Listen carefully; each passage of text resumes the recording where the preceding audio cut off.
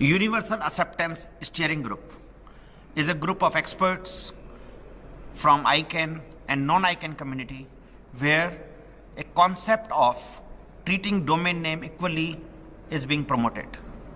This is a very interesting concept and very important concept. Let me get back to the history. When internet started, it started with 3 TLD extensions, which was .com, .net, .org. But the internet changed. Internet changed in 2010 when CCTLDs came into picture. Those who do not know CCTLDs, which means country code top level domain, where all the countries in the world were given their own extension TLDs, like India has .in and US has .us. Not only that, the internet changed later when the TLDs were started for long characters, which mean .accountant, .info, .tech, and like that many more. What happened because of that? Because of this, internet broke. Because all the code which was there for almost 15-20 years before 2010, it was assumed that there can be only 3 characters after the dot, which was the TLD.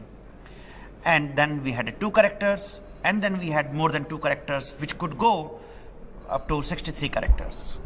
And this is where it was required to change the softwares, change the applications. Otherwise, if you send an email or you browse through the internet, you are not able to reach to the site at a destination where it is required. Now the further complication. The IDNs, internationalized domain names, which means now a user can have a domain name in his own script, which means a TLD and a script of the country's specific language, where in India it is .bharat, in UAE it is .emirat, in China it is .china, and the Thai it is .thai, in their own script, which means now the domain names are in different languages. This further broke the system where the entire application and the software and websites were designed assuming that you are going to get input on ASCII characters, because the internet was designed that way first. And now we have a domain name in their own script, and scripts other than the ASCII, which contains UTF-8 characters. And this is where the UASG plays an important role to propagate the practice where all the domain names, whether it is a short domain name, short TLD, whether it is a long TLD, or whether it is an IDN, all the domain names must be treated equally without any discrimination. We have a far way to go, and we are proceeding further. Another challenge which came out is the email address internationalization, which means if you have a linguistic domain, which means you can have a domain with your own script, you need to have an email address on that domain.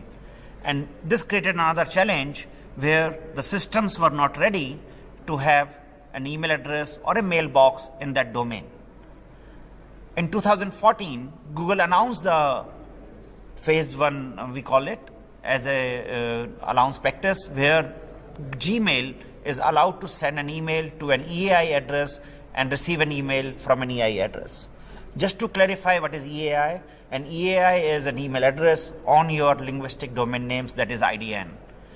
On Gmail you can do that. Recently in January 2018, we heard a big news from Microsoft where Microsoft also announced that all the Office 365 is now capable to receive and send an email from an EAI address. Who provides EAI mailboxes? There are many companies in the world, such as XgenPlus in India, Coremail in China, TrueWave in Thailand, and many more, who can provide you a solution which can offer you a mailbox on your IDN domain. Is it a good opportunity? It's a large opportunity. On UASG.tech website, there's a report which says that it's a $10 billion opportunity on this space itself.